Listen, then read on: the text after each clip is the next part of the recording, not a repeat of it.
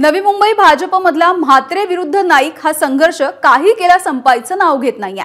बेलापूरच्या आमदार मंदा म्हात्रे यांनी भाजपच्याच कार्यक्रमामध्ये संदीप नाईक यांना तिखट शब्दामध्ये आव्हान दिलंय। मी तुझ्या बापाला पाडलंय, तू कोण आहेस असं मंदा म्हात्रे या म्हणाल्या आणि यावरती संदीप नाईक यांनी मात्र सावध अशी प्रतिक्रिया दिलेली आहे।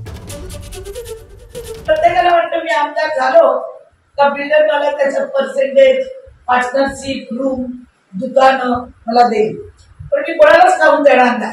कारण आज सगळ्याचं रिडेव्हलपमेंटवर काय ऑफिस काय टाकतात, आम्हीच काय आमदार बनणार। अरे तुमच्या बापाला मी हरवून बसलाय, तुम्ही काय इकडे मला मला बोलायलाच नाही लावलं पाहिजे होतं। म्हणजे आपली शांत तुमचं काम करत असते, पण माझ्या नादाला कोण लागलं तर त्याचा मी नाक पुरा केल्याशिवाय तुमच्या माध्यमातून सांगतो।